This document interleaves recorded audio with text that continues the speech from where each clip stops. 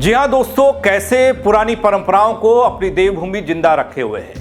क्या है महाभारत से उत्तराखंड का संबंध, कैसे 12 साल बाद होगी पांडव लीला। देवभूमि उत्तराखंड, जहां हर पर्वत, हर घाटी, हर गांव एक कहानी कहता है नगरी। यहां इन दिनों एक ऐसी परंपरा जीवित होती नजर आ रही है जिसकी जड़ें सीधे महाभारत काल से जुड़ी बताई जाती हैं। सवाल यह है कि जिन पांडवों की गाथाएं कुरुक्षेत्र से जुड़ी मानी जाती हैं, उनकी लीला आखिर अपने उत्तराखंड के गांव-गांव में कैसे बस गई। बताऊंगा आपको इसके पीछे के उस रहस्य के बारे में। नमस्कार, पहला मैं पंकज रौतेला, आप देख रहे हैं उत्तराखंड न्यूज। दोस्तों, क्या सच में महाभारत के बाद पांडवों ने देवभूमि के पहाड़ों में समय बिताया था? और क्या आज भी ग्रामीण उन्हें अपने गांव का रक्षक और स्वामी मानते हैं? बात इन सवालों के जवाब के पीछे की है दोस्तों। इन सवालों के जवाब खोजने के लिए जब आप निकलिएगा तो आपको एक जवाब मिलेगा पांडव लीला। पांडव लीला में एक ऐसी परंपरा जो सिर्फ नृत्य या अभिनय नहीं है, नाच गाना या फिर अदाकारी नहीं है, बल्कि आस्था, इतिहास और संस्कृति का जीवंत संगम है। चलिए आपको दिखाने की कोशिश करता हूं, बताने की कोशिश करता हूं, देवभूमि के उन गांवों की तस्वीर दिखाने की कोशिश करता हूं जहां आज भी द्वापर युग की गूंज सुनाई दे रही है। दोस्तों, उत्तराखंड को देवभूमि यूं ही नहीं कहा जाता। यहां की मिट्टी में आस्था, परंपरा और इतिहास सब रसा बसा है। इन दिनों उत्तराखंड के पहाड़ी इलाकों में पांडव लीला का आयोजन किया जा रहा है, जिसे देखने और समझने के लिए दूर दूर से लोग पहुंच रहे हैं। कई लोगों के मन में यह सवाल बार बार उठता है, कौन सा है कि भारत के अंदर जब महाभारत का जिक्र होता है तो कुरुक्षेत्र का जिक्र होता है, लेकिन महाभारत और पांडवों का संबंध कुरुक्षेत्र से हटकर उत्तराखंड से कैसा है? उत्तराखंड में पांडव लीला की परंपरा कैसे जुड़ गई? इसका जवाब धार्मिक ग्रंथों और लोक मान्यताओं में साफ मिलता है। आगे देखिए दोस्तों, स्कंद पुराण के केदारखंड की बात करूं, जिसे आज गढ़वाल क्षेत्र कहा जाता है, यहां पांडवों का उल्लेख मिलता है।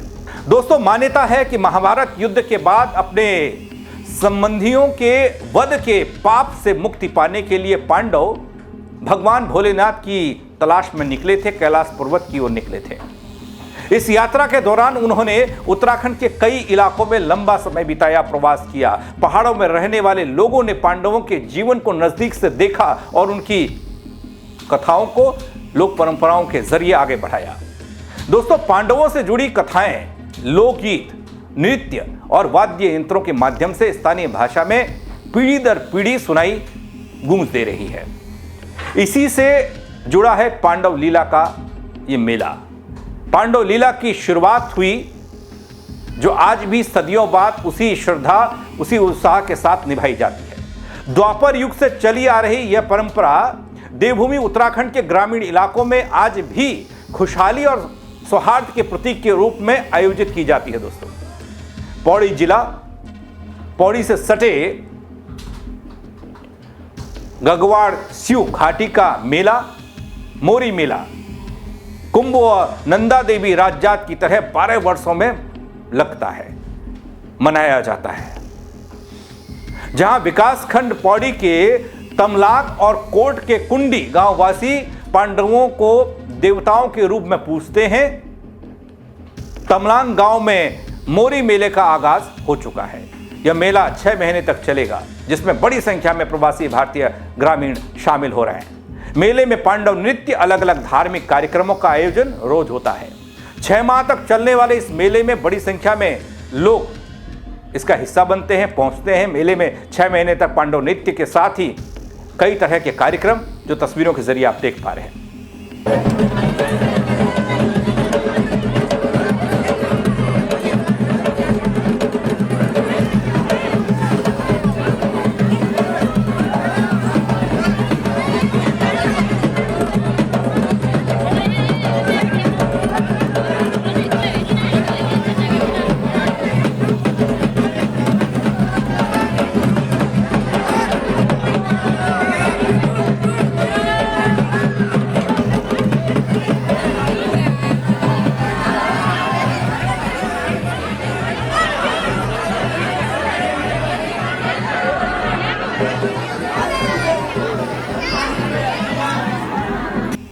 दोस्तों, मेले के दौरान तमलांग गांव के मध्य स्थित बीचों बीच स्थित एक भैरव मंदिर के चौक में हर रोज ढोल सागर से पांडव को अवतरित किया जाता है। मेले में गणेश पूजन के साथ ही देवप्रयाग तक पैदल यात्रा की जाती है। गैडी वध, 2 पेड़ गांव लाए जाने सहित अन्य पारंपरिक विधियां भी हैं। विधि विधान से आयोजन होता है। इस मेले में ढोल दमाओं की थाप पर माता कुंती और द्रौपदी समेत 5 पांडव ग्रामीणों पर पशुआ के रूप में अवतरित होते हैं। कहावतें हैं दोस्तों, कहावतों के अनुसार, किंवदंतियों के अनुसार वनवास काल के दौरान पांडव तमलांग और पौड़ी देवप्रयाग के सदरखाल के समीप कुंडी गांव पहुंचे थे। 1 दिन रुके थे। तब ग्रामीणों ने अपने बेटों की तरह उनका आदर सत्कार किया। माता कुंती ने गांव को ससुराल और कुंडी को मायके की उपाधि दी थी। तब से हर 12 साल में इन दोनों गांव में पांडवों की स्मृति में याद में मौरी मेला लगता है दोस्तों। मेले का आयोजन, उससे जुड़े लोग वो बताते हैं कि मेला दिसंबर में शुरू होता है और 6 महीने तक चलता है, जुलाई तक तकरीबन। गांव में पांडव लीला होती है। दोस्तों, पांडव लीला सिर्फ एक परंपरा नहीं है, बल्कि देवभूमि की जीवित आस्था भी है। क्योंकि देवी देवताओं को यहां पर किस तरह का आदर मिलता है, कैसे पूजा जाता है, ये सब देखते हैं, दुनिया देखती है। जहां इतिहास, लोक कथाएं और श्रद्धा एक साथ सांस लेती है, वह है अपनी देवभूमि उत्तराखंड। शायद इसी वजह से उत्तराखंड के गांव में आज भी द्वापर युग की ये गूंज सुनाई देती है। लोगों को कनेक्शन जानना होता है, महाभारत और उत्तराखंड का कनेक्शन क्या है। अगर उससे जानना है तो इस 6 महीने के मेले को देख लीजिए, इसकी जानकारी जुटा लीजिए, पता चल जाएगा कि क्या संबंध है महाभारत और उत्तराखंड का, क्या संबंध है देवभूमि और पांडवों का। अगर आपके पास कोई जानकारी हो तो आप शेयर कर सकते हैं, बता सकते हैं। कमेंट के जरिए अपनी राय ज़रूर दीजिएगा इस पर और शेयर कीजिएगा और लोग भी जान पाएँ इस मेले के बारे में और पांडव और उत्तराखंड के संबंधों के बारे में। मेरे साथ जुड़ने के लिए दगड़ियों आप सबका बहुत शुक्रिया। जय उत्तराखंड। सबसे पहले मैं समस्त गगवाड़ सिंह के क्षेत्रवासियों, तमला गांव, कुजेठा गांव, जिनके अथक प्रयासों द्वारा यह भव्य मेला सफल हो रहा है, मैं इस मौरी मेले की बहुत हार्दिक बधाई और शुभकामनाएं देती हूं। आज यहां पर तमला गांव में मौरी मेले का आज से शुरुआत हो चुकी है और यह मेला 6 महीने तक चलना है। ये केवल एक मेला नहीं है, बल्कि यह 12 वर्ष के अंतराल में होने वाला एक सभी की तपस्या और ऐतिहासिक मेला है, जो कि हमें सीधा पांडव महाभारत की कड़ी से जोड़ता है। और इस मेले की खासियत यह है कि इसमें तरह तरह के हमें पांडव नृत्य, पांडवों की कहानी का यहाँ पर जो है प्रदर्शन किया जाता है और हमारे ढोल दमाओं की ताल पर भी हमारे पांडव नृत्य करते हैं।